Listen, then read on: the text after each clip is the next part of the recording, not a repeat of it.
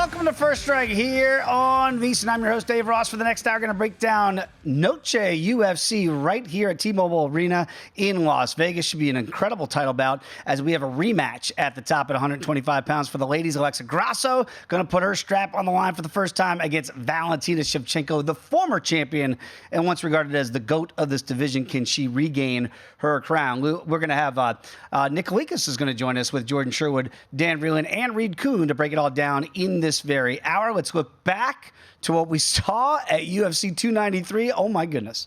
One of the biggest upsets in title bout history. Yes, Sean Strickland. We've got two Seans now running divisions in the UFC. Sean Strickland bringing the middleweight strap back to the United States after getting a unanimous decision victory over the former champ Israel Adesanya in Australia. So the unthinkable is now thinkable as Strickland is now the king of the middleweight division. But without further ado, let's bring in the man you can follow on X, named @FightOdds. He is, of course, Nick Kalikas. Nick, great to have you back on the program. Before we look ahead, let's look back very quickly. Strickland, a $5 betting underdog against Israel Adesanya. Did you see this coming? I thought he might be live. I thought it was mispriced a little bit, but didn't see a domination for 5 rounds. I thought it was short. I thought the price was short. I didn't give Strickland much of a chance. Boy, did I eat my words for sure. Definitely humbling. And you know what? Hats off to Strickland, man. I mean, I knew from the first 2 minutes of that fight, honestly, watching it, that he came in, his defense was good. He was pushing a pace. I thought, oh my God, this is going to be a little bit more difficult than I thought. And then, of course, just the way it went the rest of the way, I was still surprised. My jaw is still on the ground. But again, you got to take your hat off to him, man. He deserved every second of that win.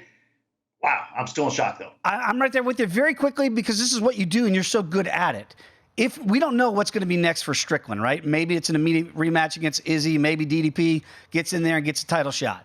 What number would you look at in a rematch? Because we're going to talk about the rematch here with Shevchenko and Grasso in a second. Where would you align that fight? Does it depend on where the fight takes place? I don't think it'll matter as much where the fight takes place, to be honest with you. In this situation, it's just, I mean, everybody's going to be kind of still scratching their heads. I mean, obviously, you got to favor Izzy a little bit, even in a rematch, because you would think at that high level, he would make the adjustments needed and possibly get the W, unless he's just at that point of his career. Yeah, you hate this. Right, you hate to think that possibly just wasn't a great performance, and I think it's going to be fresh in people's minds. So I still think you got to make Izzy a solid favorite. But that being said, it won't be even close to where it was last time. You're right, because we hate to throw out. Don't even want to say washed, but once you get to a certain point of your career, Father Time's undefeated. I don't think this is it for Israel Adesanya at the top of the middleweight division, but it'll be fascinating to see what happens with that division. I think we just all assumed. I know I did. And speaking about being on the wrong side, I was on the wrong side last time with Shevchenko against Alexa Grasso. And I thought maybe, again, the number was too big. But now we have the rematch. And what's fascinating is I remember Valentina the first time out. On fight day, Nick, you know this, she was ballooning to $8, $9 favorite over Alexa Grasso. And then the upset happens. So we're talking about two of the biggest upsets from last week and then the last time these two ladies fought. Now look at the pricing here. Shevchenko's still a favorite now as the, trying to get her belt back. The champ, though, plus $1.40 here. This is at T-Mobile, as I mentioned off the top. And Nick, why I think that is significant is because it is a bigger octagon. And we think, the betting market thinks, that if Grasso is to remain and still, she's got to get a takedown. Does this fight have to play out similarly in order for Grasso to keep her belt? I mean, look, she performed amazing last time. I mean, she just pounced on that. When she got the opportunity, she pounced on that submission so quickly. And she has that ability. She's getting better. We've seen her progression to get to this point. And she's got the belt. She's got the confidence. She has a win over her. I mean, honestly, she's definitely going to be a lot more game. So the odds make sense to me that it's going to be a lot tighter. I was hoping that we would actually get a way better price on her still, like people thinking it was a flukish type of situation. But that's not the case. A lot of people believe she's live. I mean, I honestly think she's probably going to get taken down again. So I think Shevchenko is going to come in, game plan smart. On the feet, she was getting tagged up a little bit. She just has to be more cautious. It's a winnable fight for Shevchenko still. But make no mistake, she's not the same fighter she once was, even just a couple years ago. So she is kind of declining. But that decline is still better than the majority of the girls in her division. That's a crazy thing. So just because she's taking a step back doesn't mean she's going to lose this fight. Again, and Grasso's kind of trending up. So for me, I think people are underestimating Shevchenko, honestly. The price might be a little bit short. But again, it's kind of one of those situations where I was looking forward to maybe betting Grasso again because I think she has the ability to win this fight again. But the price is everything. And now at this point, I think it's actually disrespectful to Shevchenko a little bit. You know, that's fascinating, Nick, because I've been listening to everybody in the MMA space. And what I mean by that is people that know, like the Daniel Cormiers of the world and ex-fighters that will tell you that a lot of them are favoring Grasso in this rematch. And I keep trying to get to the Shevchenko side, thinking the same thing you are, that maybe this price tag is a little bit short on the woman that we regarded, not just at 125 pounds, but we are still talking about, even with the 2 losses to Nunes, as one of the greatest of all time at any weight class for any woman that's ever stepped foot in the octagon. What does Shevchenko have to do differently in order to get the belt back? Again, she just has to be a little bit more cautious and not be. I mean, she took a risk, and got caught in that situation. I mean, she missed, kind of swung and missed, so to speak, and then just got, so this time for sure she's going to be a little bit more careful. She's not going to be as sloppy, I think. And again, she's just going to have to game plan and just be cautious and be a little bit better defensively. But she's the type of fighter that can do that. Her fight IQ is very smart. I mean, she's great everywhere the fight takes place. And like you said, I do think she's the best female fighter I've ever seen in my life. I mean, Nunes is up there for sure. Even with the losses to Nunes, I've said it time and time again, I still believe pound for pound, Shevchenko is the best female fighter that I've seen. So it's kind of a shame that she's taking a step back, but it happens to everybody. So I'm curious to see how much she has left in the tank and if she can redeem herself here in this spot. Nick, when you look at the total rounds prop here, look at the juice at over 4.5 at -$1.55. And yet, I think the thought process is that it would be Grasso by sub again if it were to go that way and hit the ground. There she's at +350, the same number that she can win a decision. Look at the price on Shevchenko for a decision, +$1.75. So a fight that's juiced heavily towards that over leads us towards a decision, which could lead you to the Shevchenko price tag there. Are there any other ways that you would attack this if you're looking at the former champ side? Yeah, no, I think that she probably does win. I mean, she might have a chip on her shoulder. She's finished fights before, but I think Grasso is the type of fighter that she could probably withstand, even if she's getting beat on the ground. I don't think she gets finished on the ground. So I do think it's correlated to Shevchenko and over if it hits the scorecards. And I think it is correlated to Grasso and under again, because not just the submission game. I mean, Grasso, again, she's getting better on the feet. She's tagging her up a little bit. I mean, she's effective everywhere the fight takes place, and she's dangerous. So I think that you can't underestimate her there. That's why it's correlated to the Grasso and under and Shevchenko and over. You know, Nick, who am I to tell Sean Shelby and Dana White who they should schedule and at what venues? But JDM, Jack Della and Maddalena, not fighting in Australia. I was a little surprised by that, but we get them in the United States against Big Mouth and the American here in Kevin Holland. Feels like a really intriguing fight. Kevin Holland is the dog here in the co-main event at +$1.24. Stylistically, you look at the height advantage that Kevin has, but yet, and a big reach advantage there with 8 inches, and yet JDM is the small favorite at $1.48. Is this fight mispriced, or do you think it's priced accordingly? Well, I mean, honestly, Holland came out as a slight favorite and then got flipped. Everybody's betting the Maddalena side, and a lot of sharp action is hitting that side as well. That's why the line turned to where it did, and the action keeps on coming in his way. I get it. I think a lot of people are probably thinking this line is short because of his last fight. It was more competitive than everybody anticipated, so his stock dropped to the point where it's kind of short, right now where it is. But that being said, Kevin Holland is the toughest opponent that he's faced to date. This is not going to be an easy fight. I would not lay the chalk here. And I've been a big JDM supporter. I think he's great. I just think he's not quite there yet. And a lot of people that have that stock in him, I mean, can he go out here and maybe spark Holland and get a quick finish? Possibly. I mean, he's got that kind of potential and that kind of skill. But if he doesn't do that, if this fight hits the scorecards, Holland probably wins on the cards. And Holland has the ability to maybe get a submission or a finish in his own right. You can't underestimate him there either. So for me, it's a dog or pass situation. I mean, everybody bet this up. I understand it. Maybe it is, again, we're maybe counting him out a little bit too much because of his last performance, and he'll probably perform better. But that being said, you're underestimating Kevin Holland here severely if you're betting the Maddalena side. Speaking of JDM, maybe a little bit too much too soon. What about Raul Rosas Jr., the youngster here back in the octagon on a main card here? Pretty big card, too, with Noche UFC. He's going to get a very high profile celebrating Mexican Independence Day. And here he is at a $7 favorite against Terrence Mitchell. What do we make of the 18-year-old against the 33-year-old? Well, I mean, honestly, Rosas Jr., he was in a bad spot last time. I bet against him. I ended up cashing a ticket against him. I think we're going to see him, getting back on track, meaning get the momentum flowing again. He's a really solid fighter. I just think he ran into a difficult matchup for him stylistically in that loss that he just recently took. So for me, it's just one of those situations where I think he bounces back here, looks impressive, and keeps his kind of momentum back on track and gets the train rolling in the right direction. This kid is talented. We cannot count him out. Look at the price tag. It's there for a reason. I think he probably does get it to the ground and finds a finish here as well. But how do you tell an 18-year-old to pace yourself? Yes, very hard, right? No doubt about it. But he definitely has to get that under control, though. I'm sure they're working on it.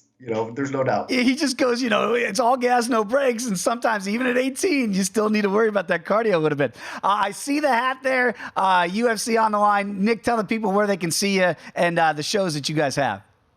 Yeah, we have a live episode actually coming your way tomorrow, which is Wednesday, 3 p.m. Pacific time. So make sure you head over to UFC Fight Pass and check us out. Myself, Yanni the Greek, Minty Betts, of course, and Brendan Fitzgerald. We have a great show. We'll give you all of our best bets, and we'll give you some more insight as far as the card goes this weekend as well. You guys do have a great show, a great company that you keep there at UFC on the line. Nick, always appreciate your time, my friend. Enjoy the fights this weekend. We'll catch up again soon.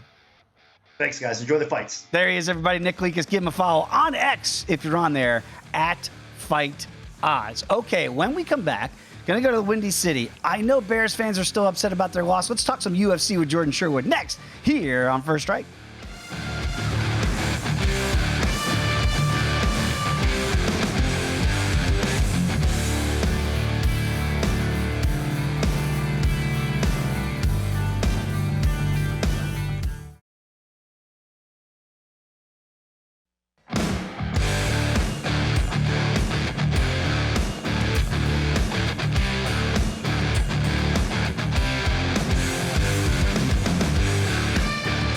DraftKings Sportsbook is giving you plenty of ways to bet the UFC. Just download the DraftKings Sportsbook app. You're going to be able to bet on more than just the main event. DraftKings has great odds on fight lines, total rounds, and futures for all MMA events. Eligibility restrictions to apply. See DraftKings.com/sportsbook for all the terms and conditions. Dave Ross back here at Circus Sportsbook in fabulous Las Vegas, Nevada. Now we go to the second city and catch up with MMA aficionado Jordan Sherwood. You can follow Jordan as I do on X at Wood on ESPN 1000. Jordan, before we get to the fight game, how is Chicago doing today? Because for those that don't know, it's a fight show. Bears just got humiliated at home against Green Bay. How are you guys doing in Chicago? Yeah, it's not good. There's a lot of question marks about this team in every facet of the game, from head coach on down. Is Justin Fields the guy? Oh. There's a lot of worried fans out there.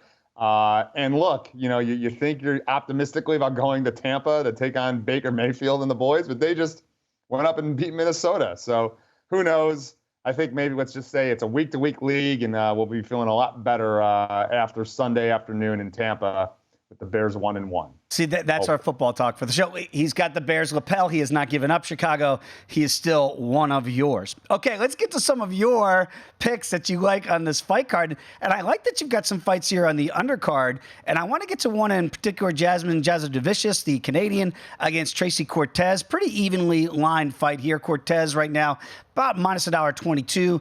Jasmine basically even money on the comeback here. What do you make of this fight here for the ladies? I'm surprised, actually, the value that we're getting Tracy Cortez at, and I think it's because we haven't seen her frequently. She's only fought 1 or 4 times in the last 4 years, so averaging about 1 fight per year.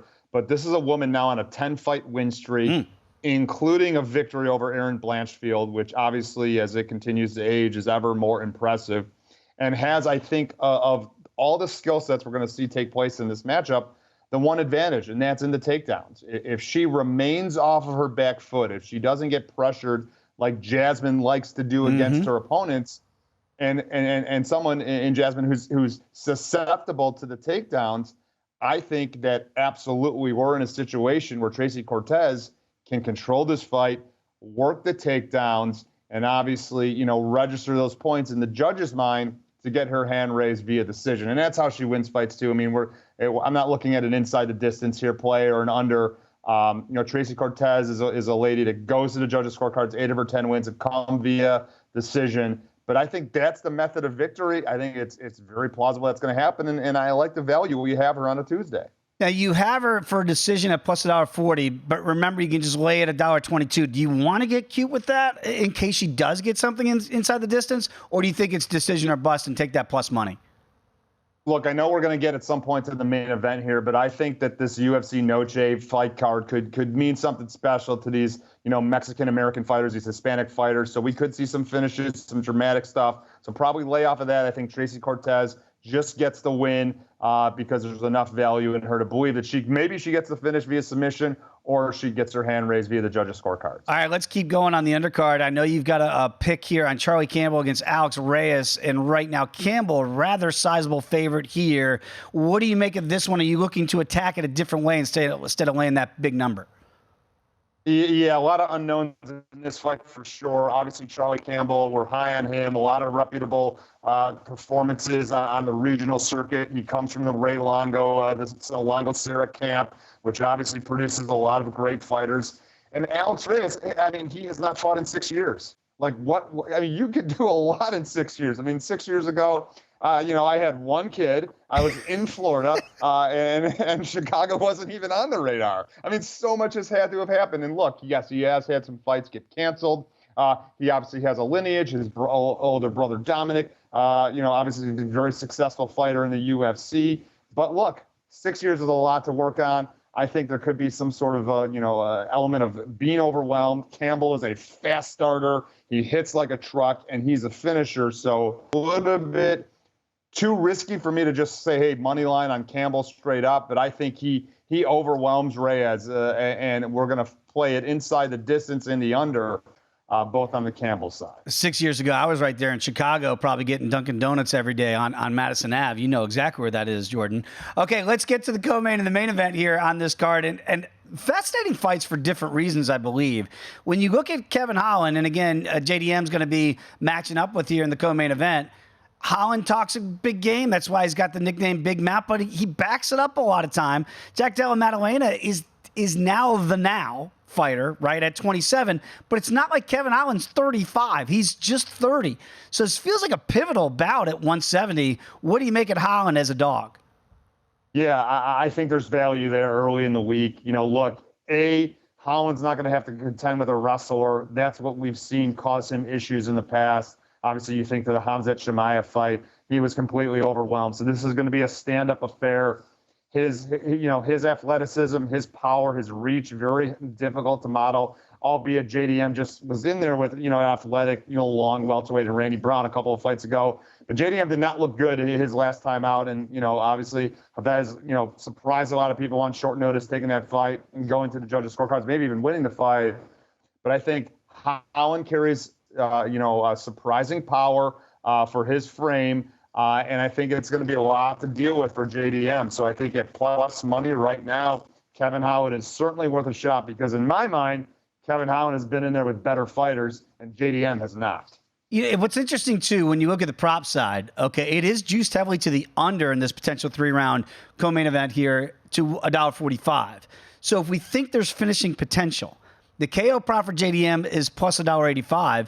The sub prop at 5-1 for Kevin Holland, we've seen him do that from time to time. Would Kevin Holland be more apt to take the fight down to the ground, ironically, in a matchup of strikers as we think it's going to play out? Look, I think you obviously know that JDM's strength is going to be in the stand-up, but I don't agree with the finish in this one. I'd actually lean more towards the over. This just being a stand-up fight, kind of a kickboxing match. Holland scoring some more points with a bevy of strikes. Maybe he gets a takedown at some point to warrant a favor in the judges' scorecards. But I'm not seeing a finish, at least this early in fight week. All right, so you might get that plus money there. You're picking up what Jordan's putting down at over 2.5 rounds at plus $1.15.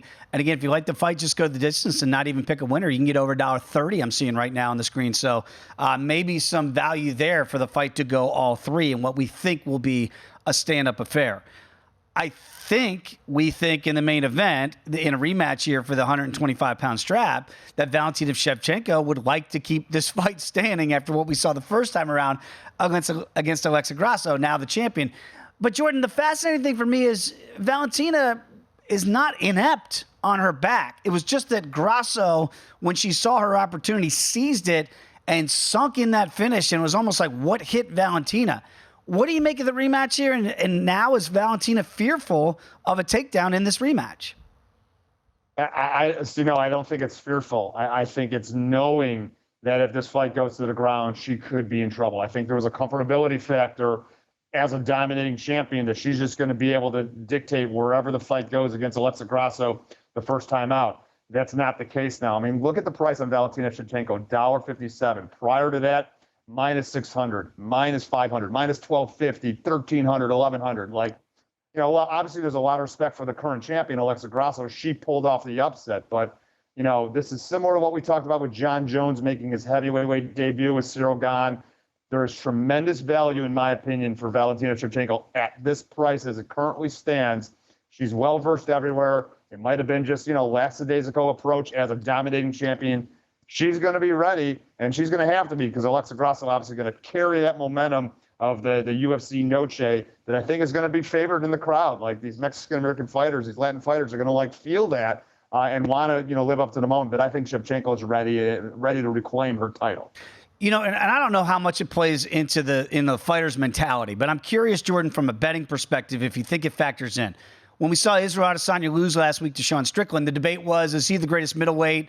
I don't know if that factors in. But if Shevchenko wants to get back to, I think she looks at herself and says, I'm still the best at 125. I was arguably one of the best female fighters ever in the history of the UFC. Does she look for a finish to try to reestablish herself? Could you see an inside the distance prop possibly playing out for Shevchenko? Or do you think she doesn't care about that and she's just worried about winning, whether it's a 5-round decision, and getting that strap back? Well, look, there's a lots of legacy. There's a lots of big-time fights. I think we were talking about against Talia Santos, Shevchenko had an opportunity maybe to dominate her and then get Amanda Nunes in a trilogy fight. So I do believe, yes, Dave, there is something to if Shevchenko can not only go out there and win the fight, but win it impressively inside the distance. Albeit the other side of the coin is Sean Strickland had the more impressive victory, not in finish, but in a 5-round dominating performance against Israel Adesanya. So, I think it depends on what side of the argument you're on. Either way, I think Shevchenko reclaims the title. Jordan Sherwood is the definition of a pro. As sad as he is about his Bears, he still comes on this program and does a fine job breaking down the fights. Jordan, enjoy the fights and the football this weekend. We'll see you next week here on First Strike. We're shipping up to Boston next with Dan Vreeland. Come on back, First Strike on VSiN.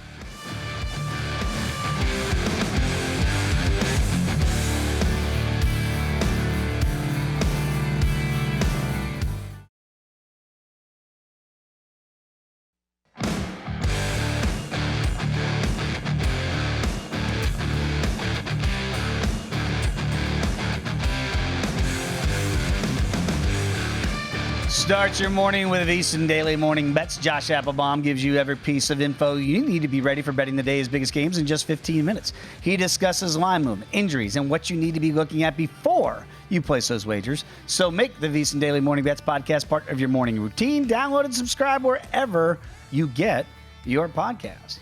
We're shipping up to Boston now with Dan Vreeland. He is a writer at Gambling Podcast. Also, I have to put my glasses on because there's so many things. Cage Side Press, host of Top Turtle MMA and SGPN MMA pods. The busiest man in MMA is Daniel Vreeland. You can follow him on X, as I do, at Gumby Vreeland as well.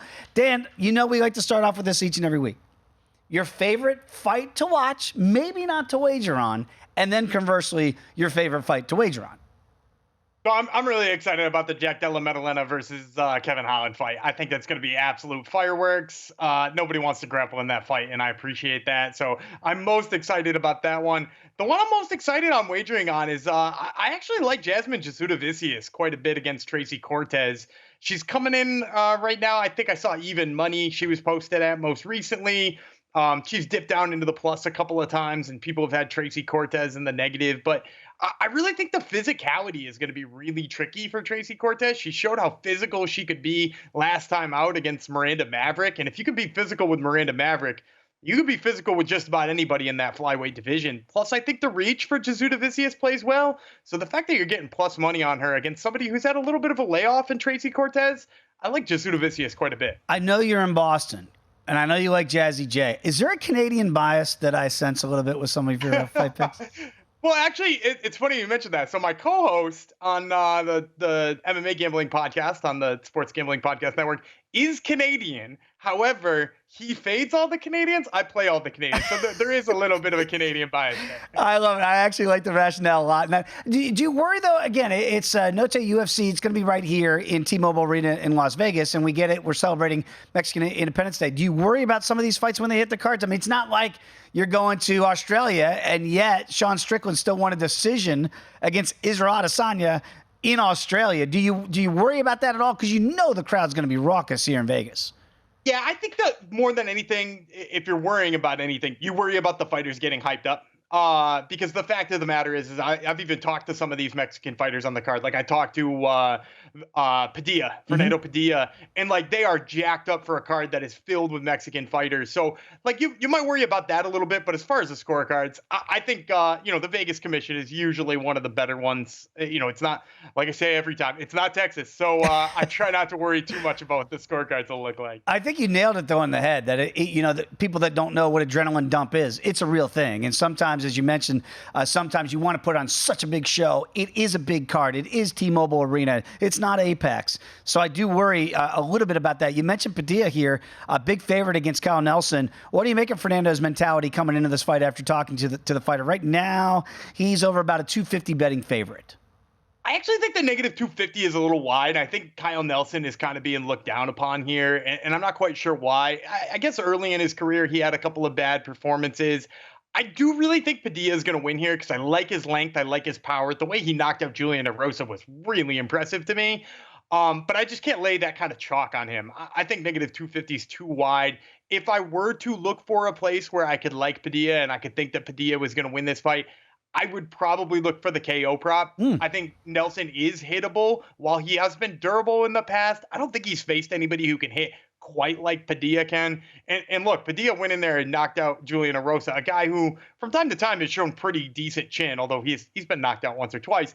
But like, I think the way he knocked him out, the viciousness of the way he knocked him out, and that length, I think is going to be a problem for Kyle Nelson. So I like the KO prop there. Plus $1.65 to Dan's point there. Instead of laying the 250 plus, go plus $1.65 to get the knockout if he's going to get that method of victory. A fight that I haven't discussed yet here in the show, and I really want to, and I want to get your thoughts on it, is Roman Kopylov against Josh Fremd. Interesting fight for me. I was a little surprised when I see Kopylov as almost as high as a $4 betting favorite. Do you think this is priced accordingly? 3 years older here, 1-inch reach advantage for Fremd. Is the dog live to you at all here? Again, this is another one of those ones where I think the line is just a little bit too wide, and I'd have to try to find some other avenues to bet. Like I might like Kopylov inside the distance or something like that, but I do really think he's got so many advantages over Fremd. He's another guy who I actually thought was going to be undervalued because of his early performances in the UFC. He kicked off his career in that 2-fight losing streak, and I thought for sure people would be writing him off. Since then, he's looked amazing. His hands are so fast, and I really worry about that with Josh Fremd because while Fremd can slow the fight down and get to the wrestling and stuff like that, he has a trouble wrestling guys who are like particularly strong. Like, I think about the Tresean Gore fight. If he can't wrestle Tresean Gore and he winds up getting out-muscled in that one, I really don't like his odds to wrestle Kopylov. So I think Kopylov with his defensive wrestling is going to be enough. And man, I think he's going to be so much faster on the feet. Outside of Raul Rosas Jr. being the biggest favorite on the card, the other one, speaking of wide numbers here, it's Lupi. And Lupita Godinez is back in there against Elise Reed. And Lupi is a big favorite. Over a $4 betting favorite right now. She is minus 425. Elise, the comeback there is plus 330. Should she be this big a favorite? I think so. I think Lupi is... first of all, the pace she puts on, I really like that about her. Yeah. I also like the way she's brought the wrestling game in. And the thing about Elise Reed is, in fights where Reed has been the worst of the two wrestlers, or the worst against the cage, she hasn't fared well. You could look back at all of her wins and all of her losses. In fights where she could win that clinch battle, she won. In fights she couldn't win that clinch battle, she lost. So, I think with the fact that Lupi comes from that background where she's got, a family's worth of wrestlers she's working with, right? Like both of her sisters are like Canadian national team wrestlers. I think she's going to have that innate advantage there. And I think that that's enough for me to fade Reed and not be able to draw a path to victory for her. Now, in a 3-round fight here, potentially, do you see finishing potential for Loopy, or do you think, all right, because, and right now, if you want her by decision, it's plus $1.20. So you can get plus money on Loopy if she goes the distance. The sub price plus $1.90. So those are the two more likely pathways to victory. Do you favor one over the other? Yeah, I think I'm going to favor the decision prop. Elise Reed has shown she's pretty durable. I don't necessarily think she's the best fighter in the world. Like I said, it pretty much comes down to when she doesn't have a physicality advantage, she loses that fight. But she looked durable against Jinyu Fry. She looked durable against Melly Martinez. She took punches from both of them. Now, granted, the fight she lost, she did get rear naked choked by Loma Lukabume. She got, elbowed out by Sam Hughes. So that finish is there, but most of those were late in the fight and looked like she was getting exhausted. While Loopy does put a pace on people, I don't know necessarily that she looks for the finish in the same way. So I think Loopy by decision is probably the way I'd look for value on that one. Plus $1.20. I wonder, again, how do you tell 18-year-olds to pace themselves with Raul Rosas Jr. in here against Terrence Mitchell? This should be a perfect matchup for Raul being on the main card at a big-time fight night like this. But he's still 18. We saw what happened the last time he went out. Now we got to lay $7 in the kid. Are you still willing to do that after what you saw last time out? Well, I'm going to take the sub prop first of all, and probably once the odds come out a little bit later in the week, I'm going to take the sub in the first round prop because the thing is Terrence Mitchell is a gift wrap type matchup here for Raul Rosas Jr. Because while Raul Rosas, like you said, he kind of got too excited in his last fight and he ran out of gas against C-Rod. C-Rod is a lot better of a grappler than Terrence Mitchell. Terrence Mitchell, the book's been out on him since he was on the regional scene, he's got no wrestling defense. From a grappling standpoint, good jiu-jitsu, he can box a little bit. He's long, that gives people trouble all the time.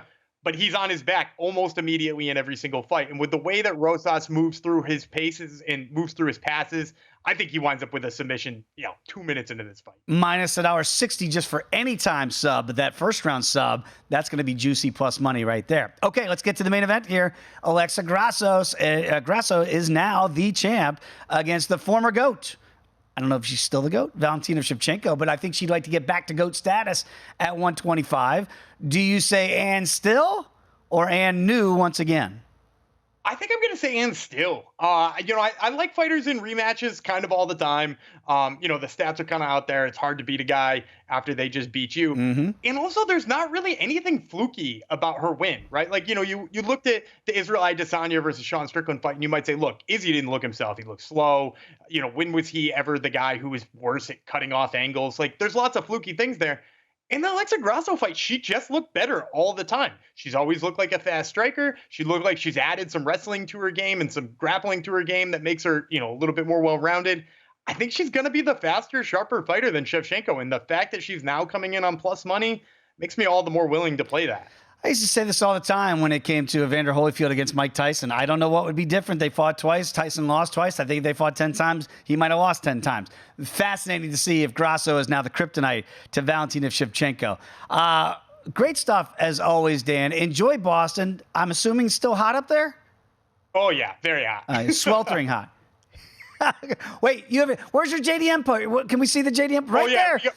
We got the crooked nose looking down upon us today. So you're taking JDM over Kevin Holland? Oh, of course I am. I liked it better when it was, plus 100. But negative 150 will do. Yeah, I knew you were still on the JDM side. Dan, appreciate you as always, my friend. Going to Washington, D.C. next when you come back with us here on First Strike.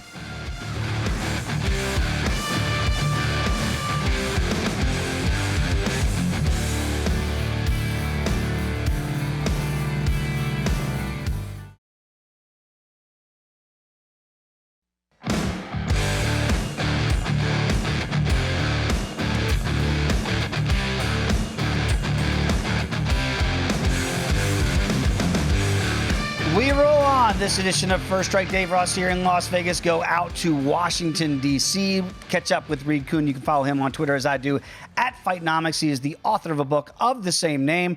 Reed, we missed you last week for UFC 293, but there was a rumor floating around that our producer extraordinaire, Britton Hess, came out to visit you in D.C., and then you had an elbow injury. Were you guys rolling on the mat? Was there any taekwondo? Was there any jiu-jitsu going on at play? How did you get hurt? It could have been just reaching the top shelf because, when I have guests here, I always go to the top shelf.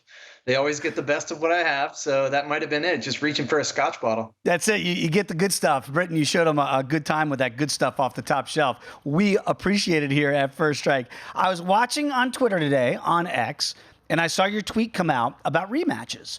And obviously in the main event here in Las Vegas this weekend, we have a pretty tantalizing rematch with Alexa Grasso against Valentina Shevchenko. And I think the point, if I'm getting it right from the point of your tweet, was you look at the numbers that Valentina has compiled in her career, and it's why she's regarded as possibly the GOAT. But now you've hit that marker of 35 years of age. How do you quantify the data that she's compiled versus where she might be now as a fighter?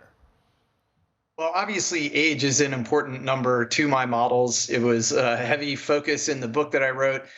So, yeah, that is something I'm aware of. And the models do take that into account. They're looking for when people might be getting a little too high, and that's introducing risk.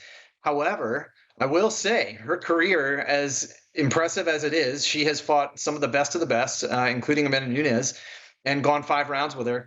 What I see jumping off the page is that Shevchenko is very hard to hit.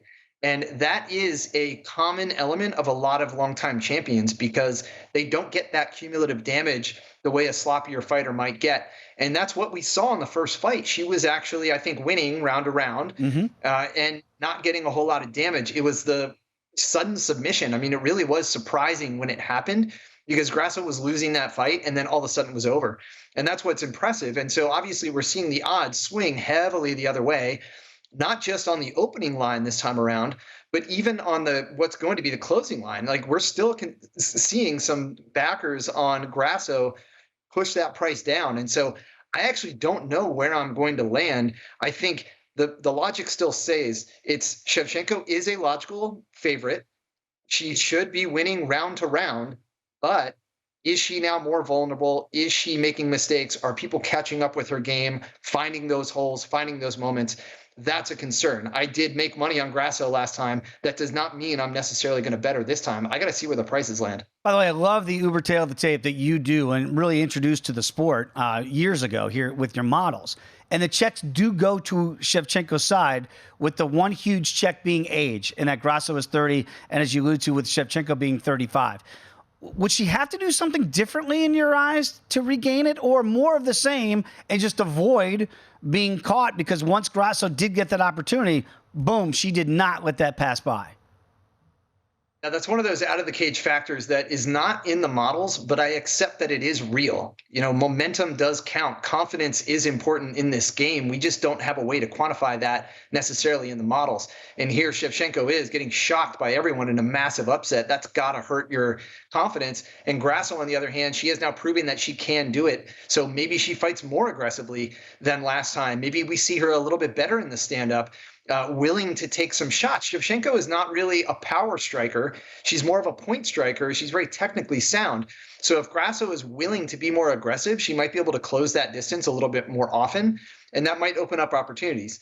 But again, this is not something I can quantify. It's just something I do accept as a reality, and that age is an important number, and that's where I think the models are currently falling very close as to where I'm going to go on this one, and it's probably going to come down to where the prices land on Friday. And again, when you look at the total rounds, and the total rounds prop is set at 4.5, juiced heavily to the over, Reed, at minus $1.55. Even just for the fight to go the distance without picking a winner, it's minus $1.40. So at least the odds makers are saying there's not a lot of finishing potential. We did see a finish last time out. Shevchenko's had finishes in the past, right? I was there in Chicago. The head kick heard round Chicago when she knocked out Jessica Ai years ago. Is there finishing potential in your estimation from what the models show, or is it just too hard to quantify because we know that Shevchenko probably doesn't want to get engaged that much and make this a points fight?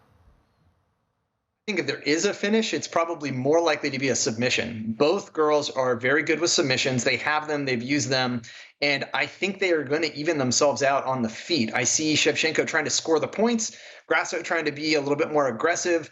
It's the submissions that interest me the most. I think the value on an over-under is tough because if you're taking the over, you're counting on Shevchenko probably making this a more boring fight. But if you're going the under, both sides have finishing potential with submissions. So if there's any value, it might be on the under. I mean, go contrarian when it comes to a movement like that. Everybody thinks this is going to go to the cards. The value is probably plus money on the under. We've seen in the co-main event here between Kevin Holland and Jack Della Maddalena, JDM, a flip of the favorites, right? It opened up with Holland being the favorite, and now it's really flipped to JDM being a solid favorite, almost $1.50 in this co-main event. Surprises me a little bit. And I get it, the love for JDM out there, the Australian-based fighter, very, very popular fighter and very dynamic fighter. But it's not like Kevin Holland is some old, washed 35. I mean, he's still 30. You can make the case for his athletic prime. I know he flirted with retirement. That always is a bit of a concern. But properly focused Kevin Holland, do you think there's value here in the dog? No, if Kevin Holland is the dog, it's hard for me to keep track who's the dog at this moment. I'm with Kevin Holland here. He is going to look huge in the cage with JDM. Massive size difference, one of the longest reaches in the UFC, let alone at welterweight. And so Holland has that advantage. And JDM is very aggressive. He uses a very high pace of strikes. And that means he's going to be blasting forward. And so that gives Kevin Holland the option of, do I counter? Do I find the chin, which he is good at doing, especially with that range? Or does he take him down? And so I think on the ground, the submissions are also interesting. I just give Kevin Holland a little bit of an edge on both levels here, and then sprinkle in the top. He has way better opponents to date. JDM, he got out of a split decision in his last outing. Meanwhile, Kevin Holland is over there submitting Mike Chiesa, way more impressive. So that momentum is behind Kevin Holland. So I think there's enough stacking up where on a coin flip, I'm going to go with Kevin Holland. I'm right there with you in that sub prop, and it jumped off the page to me at 5-1 for Kevin Holland because, again, you would think, are these going to be guys that stand and trade? You see, if he gets in a clinch, you could see something, maybe a standing guillotine. Who knows? But it does feel like that height and reach advantage. There's a lot of ways that Kevin Holland can go if he doesn't have to fear the takedown. And JDM's not going to be looking for a takedown, correct? Unlikely. He doesn't choose to go to the ground. He has a couple takedown attempts in his entire career, not many. And yeah, I think this is Holland on the ground. Yeah, I'm right there with you in that evaluation. I want to get to a fight earlier in the card that you might have some info on that data points to maybe Tracy Cortez over Jasmine Jasudavicius here. What do you make of Cortez? We don't see her very often. Jasudavicius has been much more active, but what are the numbers showing you? Yeah, technically they have the same sample size of 60 minutes, but you're right. I think one of them has been more active more recently. Cortez, she's the younger fighter, and there are a couple edges that I see. And in this one is another fight that is going to be very close to a coin flip in terms of the line. And therefore, it gives us an even read. If you have a lean one way or the other on a coin flip, you go with the lean. And the lean here is with Cortez. I think she might be a slight favorite, and that's okay. I do see her being a little bit more technical on the feet. She is more accurate, but also more evasive. That's a nice combination to have. That means her striking exchange, she should be landing more strikes. And when you look at Jasmine, her strike differential is actually very negative. She eats a lot of punches before she lands one. And so I do think that those points are going to add up for Tracy Cortez. And then you factor in the ground game. Both have been good on the ground, but Cortez is much more reliant on her ground game, more aggressive. She tends to advance position more often and stays in control more often. She's found back control a few times. So add up those factors, and that gives me a lean on the ground as well towards Cortez. So yeah, I'm seeing it as close, but I'm also seeing edges down the board for one side, and I'm going to go that way. Got about a minute to go. Let's get to one more ladies fight here that you might have some data on. Lupe Godinez is a huge favorite, over $4 betting favorite against Elise Reed. It feels like the betting market is saying this is a whitewash. Is there any chance for an upset from Elise Reed? Yeah, it's the same thing with, Shevchenko and Grasso last time. It's the same thing with Izzy and Strickland this time.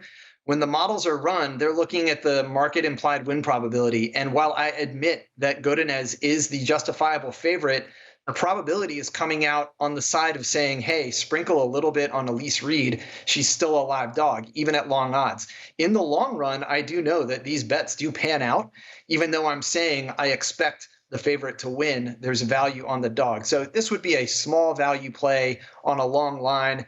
I'm not going to get too bent out of shape. My money will be made in other fights. But yeah, there might be some value there. We'll see where it lands. There he is, everybody. And the one and only Reed Kuhn, who entertained our Britton Hess with top shelf stuff above you, what you see over Reed's head right now. Reed, appreciate you as always, my friend. Enjoy the fights. We'll catch up again next week. All right, everybody, enjoy this fight card here in Las Vegas, and we'll see you back here. First Strike on VSiN, the Sports Betting Network.